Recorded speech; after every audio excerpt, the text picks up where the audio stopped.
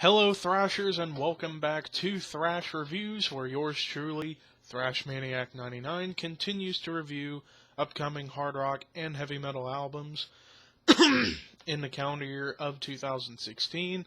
And tonight I am reviewing a big one that came out today, and it's the album from my favorite metalcore band of all time, Hatebreed, and the new album, the Concrete Confessional. Hatebreed is a legendary metalcore band that's been around since around 1993-94 from Connecticut, and are one of the pioneers of metalcore, at least in the old way it was done, which was just all about combining extreme metal with hardcore, with no guitar solos, and at first with the vocals being more of the gruff style of vocals. And over the years, they've been making record after record, and usually they're all pretty damn good. So we're going to see how this album is compared to the others. So the first song I want to talk about on the album is A.D., and right off the gate, you're getting very strong lyrics from Jamie Josta and a very strong vocal performance on this album. And with A.D. starting out with some powerful lyrics talking about the problems with America and the government and stuff like that, and pretty much bands like Hatebreed who explore that kind of lyrical theme, there are some people who will be on board, some that will not. For me personally, when it comes to what Hatebreed does with these kind of lyrics, it's meaningful because it has a lot to say, and in these days people have a lot to say about the U.S. government and so on and so forth. And this song was just powerful, very thrash-oriented, not so much hardcore that they're rooted in. This is more of kind of a thrashy tune, still under the metalcore structure. Very solid start. Let's continue. The next song I want to talk about is In the Walls, and it has a killer opening riff that just chugs along throughout the entire,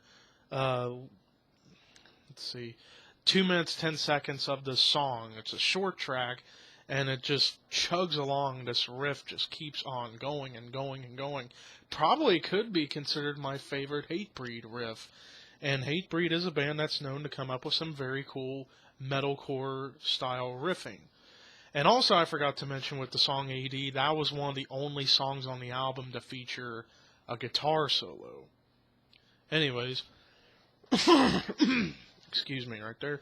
But Within the Walls continues those personal lyrics that Jamie writes, and again, the vocals are right front and center, and it's a killer tune.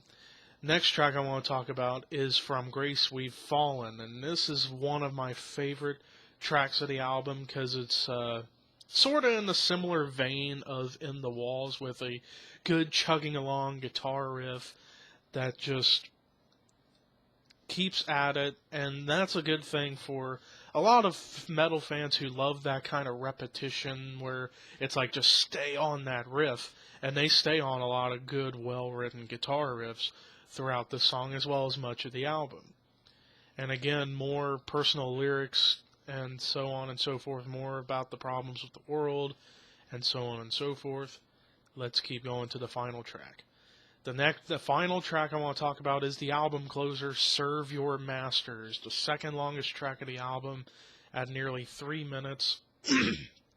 And it's sort of starting to remind me of Slayer a little bit, like old school Slayer. It's almost like as if Hatebreed was on their way to try to do their best Slayer impersonation, but actually doing it better than Slayer now. It's like songs like these are what Slayer need to write to make a great record again. So it's almost like, and it's like Sam Dunn put on his review of this album, it's almost like as if Hatebreed and Slayer were watching in on each other in the studio while making their records, respectively, of Repentless and this record. After all, they are both on Nuclear Blast Records. Makes sense. So it's like Hatebreed was very influenced by Slayer for this album, as well as taking influence from bands such as Cro-Mags and so on and so forth. And speaking of that, like Cro-Mags influence, songs such as the Apex Within and Walking the Knife kind of remind me a little bit of that Age of Quarrel era of Cro-Mags that just have those like D-beat style drum beats and so on and so forth. And the riff sounded very similar to those songs off of Age of Quarrel by Cro-Mags, but with a modern twist to it. And it was also a way that Hatebreed made them sound fresh in some way, shape, or form. So overall with this record, you had some great lyrics. Despite one track, looking down the barrel of today, it kind of had some blah lyrics. But with that said, the songs were very well written in my opinion. So far, I think for a standard metalcore album, this is probably the strongest metalcore album to come out this year, despite a few less than stellar tracks such as Seven Enemies and Slaughtered in Their Dreams and Dissonance. While they were decent tracks, they just weren't up to par with the rest of the songs of the album, songwriting-wise. But overall, it was a consistent album where it didn't feel like they were just going it was like one great song, one not so great. It had consistency throughout. So with that said, I would probably give this an 86 out of 100. This is a strong album. In my opinion, the best standard metalcore album to come out this year. I thought this was, in my opinion, a little bit better than the Killswitch Engage album. Could be a bit biased because I am a bigger Hatebreed fan than a Killswitch Engage fan, though I like Killswitch a lot.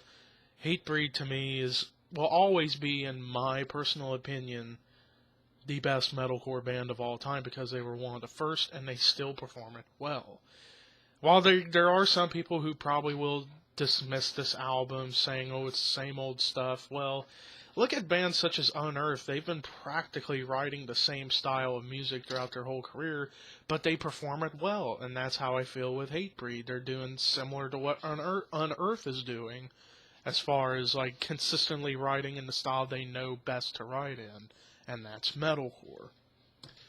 So with that said, what did you guys think of this album? For me, like I said, 86 out of 100, a really good album. As far as how this compared to Divinity of Purpose, their last record that I have from 2013, to me it's kind of on par with it in my opinion. So there you have it. But anyways, thank you guys for watching, and I will plan on doing more reviews in the upcoming week of albums I didn't get to a couple weeks ago, like Discharge and Haken. I'm sounding like CKN right now. And as well as the other albums that came out today, such as Destruction and Devil Driver, and there was one more that came out today. I just can't remember what it was. Oh yeah, Avatar and Cleaver Talk had a new album out today. So yeah, there's going to be a lot of reviewing to do here in the upcoming week or so before next week where we get Catatonia and Flotsam and Jetsam. So anyways, thank you guys for watching. Peace.